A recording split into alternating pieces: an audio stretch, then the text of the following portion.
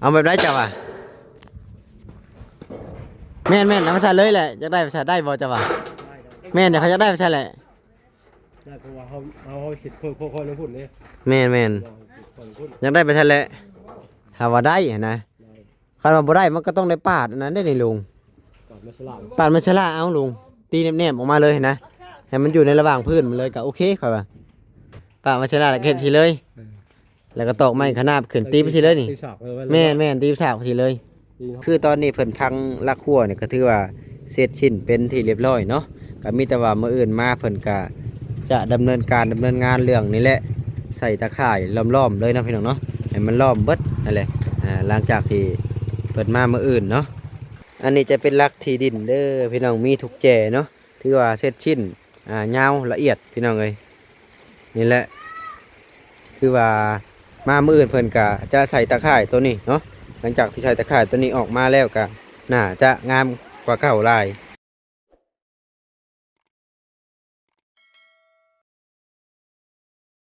เอาก็ถือว่าการฟังชาวหัวบ้านน้องแตนี่ก็ถือว่าใกล้จะเสร็จสิ้นแล้วตอนนี้ก็ฝนกำลังสิมาแล้วเด้อช่างเอ้ยพาวเด้อยังจักลักอันนี้นะ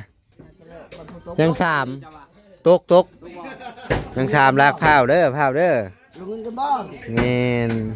ถือว่าแล้วเป็นที่เรียบร้อยพี่น้องเอ้ยมื้อนี้แล้ว2ด้านโอ้สื่อจิต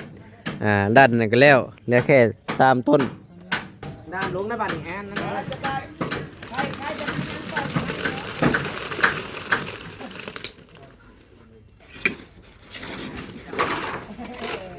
ด้านตกมันจะขาตกบริสุทธิ์บริล่างวันนี้มันอีก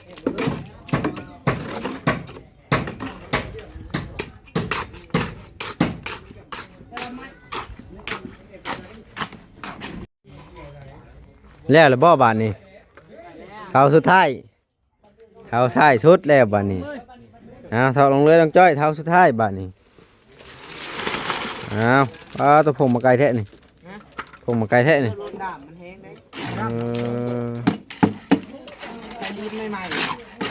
โคตรรถด้ามนี่เนาะนี่เนาะถือว่าเสร็จสิ้นปอตัวเบาเอ็นจะเตี้ยกว่าเสาแสดงเสานี่สูงแห้งกันเลยนี่2 เมตรเนาะโพด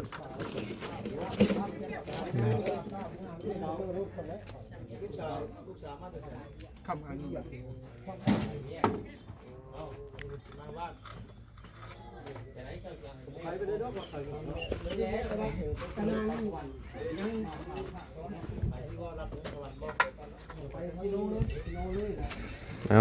เน่เห็นทั้งเที่ยงตาบุตรเลปั๊บเลย ตาเล่บ่ได้ยังดีอยู่แล้วบ่ได้เลยบ่ได้เริ่มเลยงามเลยป่ะงามเรียบร้อยเช็ดบ่บ่นี่ร้อยแล้วปูนเรือบ่นี่เรือเติมอยู่ทั้งพุ่นเติมบ่นี่มันบ่พอก็ต้องเติม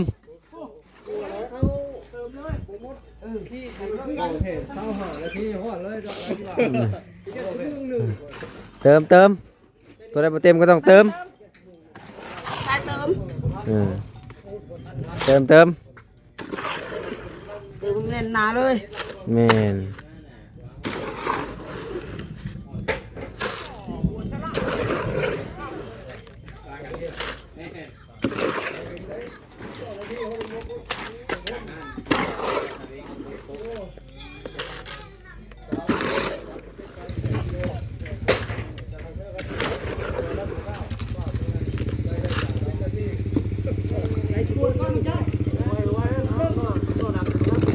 เอาแล้ว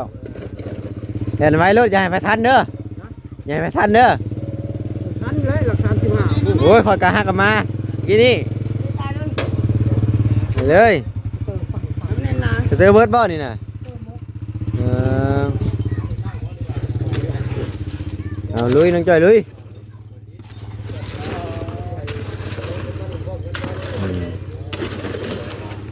เติมบ่นี่หลังจากที่เพิ่น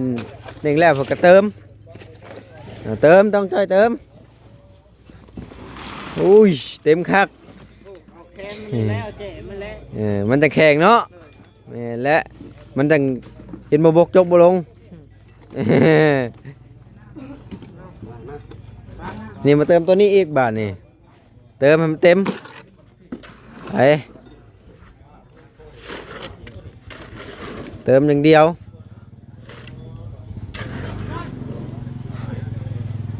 ยัง ไถ งูดำงูดำ อ๋อเติมเติม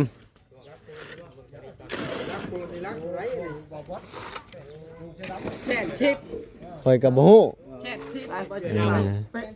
ฮะยัง แช่ชิป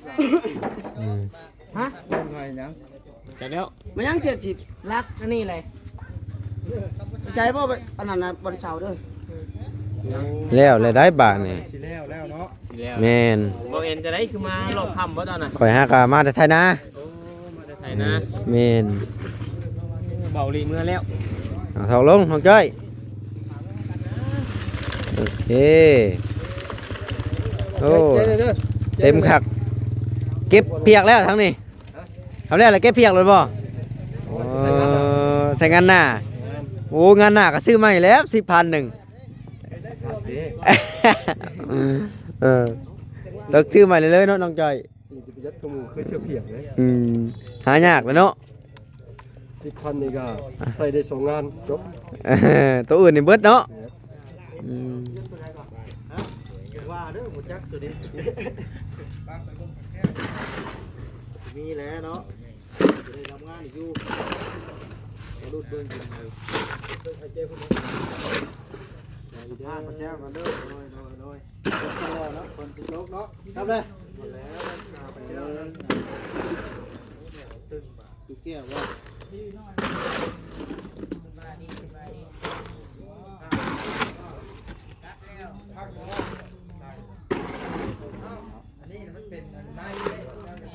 เห็นมาช่วงตอนแรกเนาะเจ้าเนาะ แม่นแม่นอ่ะสบายดีนะกับแล้วเวียกแล้วงานแล้วเวียกแล้วงานฮะไทยนา เด้อได้ ยังแล้ว ไทยฮุดบ่คือไทยว่า ไทยหุดไทยหุด ตลอด อีก2 คำมือพุ่นแหละจังจะไทยหวาน ตกแล้วบ่กล้านะ ยังมีแต่ ปีนี้ ไทยหุดแล้วก็ยอดเลยยอดคือเก่ายอดคือเก่าตามเคยโลกาบ่ไหว คิดเอวบ่ เจ็บเอวแฮงโลกานี่บ่ไหวแฮงอีหลี ค่อยนะบ่มีเอวก็มีเจ็บเอวนะเจ็บเอวอยู่ใช่ อ่าเลยกันเบิดเลยนะแม่ มันเลยกันบ่เด้อ เจ็บเอวอยู่เจ็บเอวอยู่ใช่อ๋อตัวสิข้างมาเด้อ อย่าได้เทวดาได้ขอยยังบ่ได้ขึ้นยนต์ได้อย่าได้อ่า กันแล้ว กันเลยบ่มีหัวแล้วเรียบร้อย ลงมาอยู่เรียบร้อย อ่า ต้องไปใช้ เข้าบ่ได้เอาไปอยู่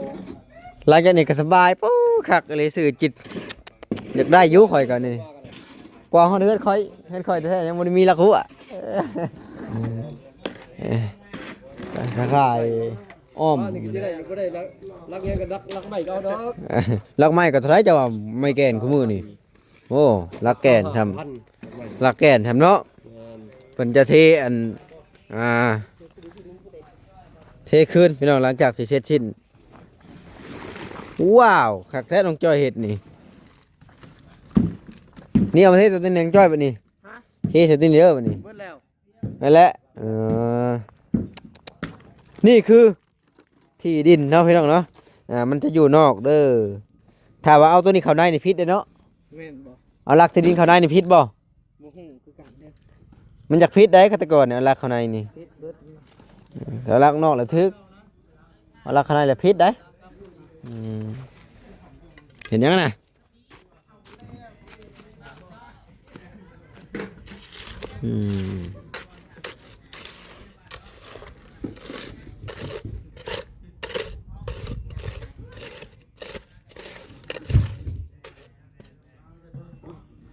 แล้วเขียนวันที่ใช่ไหม เขียนบ่เป็นเด้ ไว้เอ้ย เขียนบ่เป็น เขียนมึงดู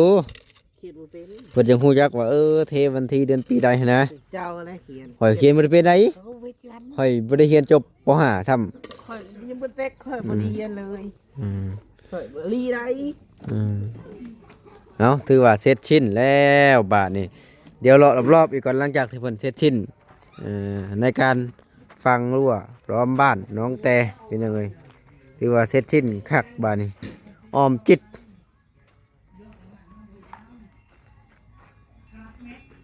อืมคักแล้วบาดนี้นี่แต่ละจุดแต่ละแจนจะมีเสาที่ดินได้พี่น้องเอ้ยเพิ่นจะเฮ็ดไว้เนาะนี่แหละคักอะไรพี่น้องเอ้ยโอ้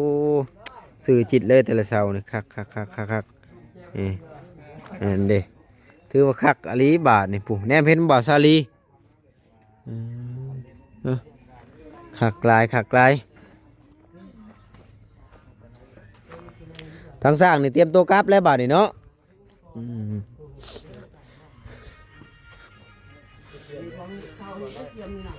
ก็มีแต่ว่าลุงถ้าว่าเจ้าข้ามมามื้ออื่นเช้าก็ติดท่าเลยก็ได้นะก็มีแต่ว่าถามน้องแต่สิเอาลงไปด้านใดความต่ำความสูงนั่นแหละจะเอาลงลงปลาบ่หรือเอามาทางนี้แม่น นี่เนาะมันว่าเอาลงมาพี่เด้อ เอาลงมาพี่ครับเอาลงมาพี่ก็เอาลงมาพี่นะลุงเดี๋ยวว่าเพิ่นสิทันตัดน้ำคนเอาปลา เอาลงโตลงลงปลาเลยเนาะ แต่ว่าเวลามันร่นแน่เนาะมันเต็มด้วยบ่ปลา ปิดไว้ปิด ปิดทางลิ้นเนาะไว้ ปิดทางลิ้นให้มันไหลกลับคืนได้ไหม ชิ้นเต็ม2มาบ่ปิด2ปิดไว้บ่ แม่นบ่ฮู้ว่าเพิ่นเฮ็ดจังไดเพราะว่าเพิ่นบ่ได้แทบปิดมานะเฮ็ดจังไดก็สุดแล้วแต่สร้างเด้อตัวนี้เด้อ ตกมาขึ้น สร้างบ่ปิดได้ก็ปิดไปนั่นแหละ มีวิธีเพิ่นอยู่ได้เนาะ หรือว่าสิเอาทุกอย่างขึ้นไปมัดให้มันปิดบ่ ดูไว้ตัวไว้เนาะ สุดแล้วแต่สร้างเด้อตัวนี้ก็มีแต่ว่าเฮ็ดก่อนแล้วเด้อลุงเด้อถ้ามามื้ออื่นก็ได้เพื่อจะให้มันเสร็จชิ้นนะบางทีอันคอยเข้ามาซอยบางทีคอยเข้ามาค้ำอันนี้ก็ยังบ่ฮู้นะเพราะว่ามันก็เรื่องที่สำคัญมันก็เบิดแล้วนะลุงมีแต่ยังเหลือแค่ทางลิ้นเพราะว่าเฮาก็มีเวียกมีงานของเฮาว่าง่ายๆก็ได้เดี๋ยวสิเอาเงินให้ไปซื้อน้ำดื่มก็เด้อขาติดทางลิ้นให้เด้อเนี่ยพี่น้องเอ้ยเอาเงินให้ทางลุงเราติดให้ก่อนก็ต่างหาแล้วนี่แหละนี่ก็ได้ต่างหาแล้วก็ทางลุงเราก็ต่างซอยเนาะลุงเนาะเอาลุงพอได้ซื้อน้ำM100เด้อบ่ต้องให้กินยาเด้อน้องจ้อยเด้อ เราเป็น อ๋อใจดีแท้ เรา มันจักแป้งทุกหน่อย ลมสุดหนึ่ง เราแม่ก็สิพังนี่ บ่ต้องให้น้องจ้อยกินยาเด้อน้ำเขียวหั่นยัง นั่นค่ายัง บ่อันนี้ครับบ่ได้แม่นเงินค่าหยังมีแต่ว่าให้ทางลุงเราซื้อน้ำเป๊ปซี่กินหลังจากที่ใส่หางลิ้นแล้วก็ ลินทางลิน แม่นก็กินนำกันเบิดคู่คนหั่นแล้ว ไปกินเบิดมื้อนี้เลย แล้วแต่สุดแล้วแต่อันนี้ก็ได้ บริกิน สุดแล้วแต่อันนี้ก็ตั้งหาตั้งอันน่ะทางลุงเราแน่ให้แหละพี่น้องเอ้ยเมื่อละบ่บัดนี้นะ เมื่อแล้ว คือเมื่อไว้แท้คือข่อยหากลับมา เมื่อผมกันเลย ฮะ เมื่อผมกันเลย คือบ่เอ็นหากลับมาเมื่อกี้คือบ่เมื่อเลย แม่น โมงแล้ว อ๋อจักก้อนี่ลุง4ก้อละจักเม็ดสรุปแล้วบ่จีดเบานี่10 เม็ด2ด้านก็20 เม็ดโอ้ตัวนี้พอดีกระเทินเนาะน้อยๆนี่เนาะได้ตัดเนาะ บอกเรื่องเวลาเขาขับมาเลยเด้ ก็เนี่ยเขาปาไว้มาตัดตัวนี้ตัดขาลักนี่เพราะว่าเวลาเปิดประตูก็มากอไว้ ยันว่าจากเปิดด้านนี่นะรถมาแต่พุ่นนะหากันเมื่อแล้วบัดนี้ วิ่งอ้อมเลยหลังนี้ เขาว่าเน่งแต่พุ่นมาไงเอาแต่ในพอ เอาจะกินนั่นแหละ แม่นเอาตัวจุดมาแล้วก็ไล่มาพี่หรือว่าเอาแต่พี่บ่ไปก็ชุดแล้วแต่ฝ้าหลักอะไรบัดนี้ลุงแต่เพิ่นก็ไปตลาดพี่น้องเอ้ยนี่แหละมื้ออื่นเพิ่นก็น่าจะใส่นี่แหละก็บ่ฮู้ว่าบ่แอนซีได้เข้ามาหรือบ่ เก่งเฮ็ด แม่นมาตลาดแกงเฮ็ด ไปแต่เดี๋ยวนี้นะ แม่นพอก็เริ่มค่ำเลยที่ก็สิได้แล่นไปซิโนอีกได้อนี่ถ้าฝนบ่ตกน่าสิได้แล่นไปซิโนต่อ มันนี่ เพราะว่าชีนี่แหละไปเอาเงินมาซื้อแนวกวบน้องปลาให้น้องแต่นี่แหละยันฝนตกใส่แม่นยันฝนตกสอดพืชมันเรียกก็เลยไปใส่กันไว้ข้างตึง หาปูนั่นแหละแล้วก็ซื้ออันนี้มาก่อนโอเคโอเคบ่ได้ฟันยังบ่บัดนี้บ่ บ่ อืม ฟันมันคือนี่เบิดเลย เมื่อง่ายกับจิเมื่อคือกัน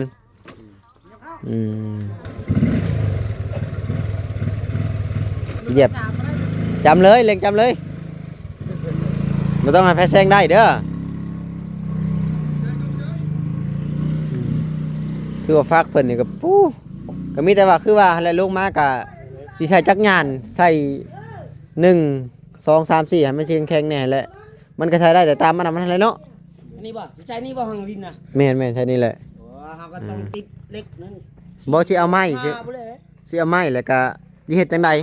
บ่ปาดก็ได้เนาะอันนั้นเนาะมีแต่ตีซักลงมาเนาะ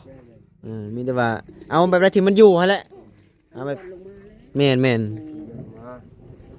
เอาที่มันอยู่หั่นแหละหรือว่าสิเอาแบบว่าสดมันซบใส่เทิงเลยบ่หรือว่าจังได ตอนนึงเขาบอก เฮ้ ตีตรงตีหลอกประมาณตีเป็นเป็ดท้องแล้ว เอาเดี๋ยวที่สมมุติวิธีใส่อันหังลิ้นก่อนพี่น้องเอ้ยให้มันเสร็จสิ้นเดี๋ยวมามื้ออื่นให้เพิ่นแปลงตัวนี้มันอยากบุ่มๆนะเดี๋ยวให้สมมุติบางก่อนว่าสิเอาแบบใดหั่นนะ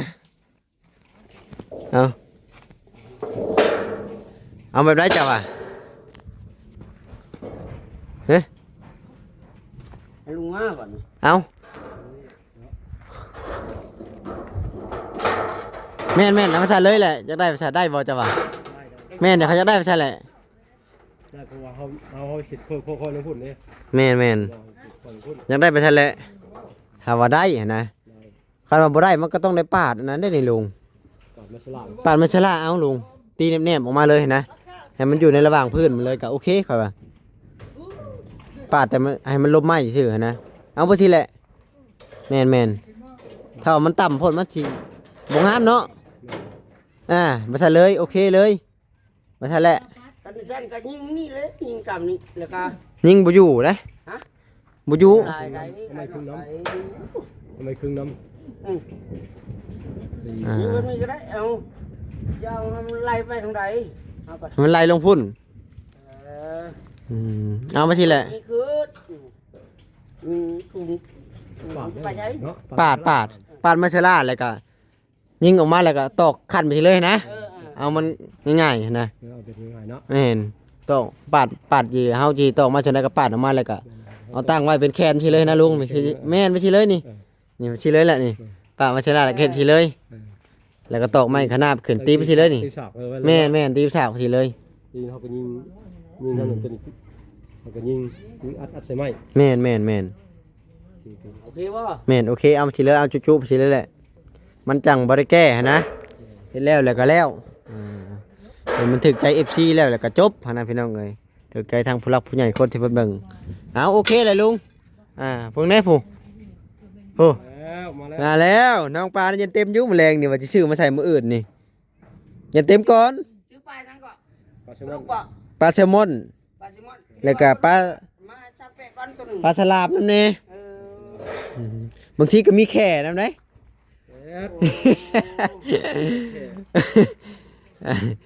เลี้ยงแข่นะบางทีก็ได้ เดี๋ยวนะเอาอย่ามันปิว เอาประมาณนี้แหละพี่น้องเอ้ยกระชันกะเอาก็สิได้กลับคือกันได้บรรยากาศกับผู้ตัวมืดลมฟ้าฝนโดยสบายดีขอยสิเลี้ยงแข่ซื้อแข่มาให้น้องแต่เลี้ยง เจ้าจะเบิ่งแค่ เจ้าอยากเบิ่งบ่ ขน้อยย่านได้ ฮะ ปลาสลามพร้อม ปลาสลามเลย แม่ ปลาสลามเลยปลามันกินเจ้ารถไป แข่ก็มี แค่ปลามันเนี่ยแค่เจ้ารถ พี่น้องเอ้ยกลับก่อนอยู่ดีมีแห้งบ่สักครู่สู่คนบัดนี้หลังจากที่แล้วก็สิกลับก่อนฝนก็มาแล้วพี่น้อง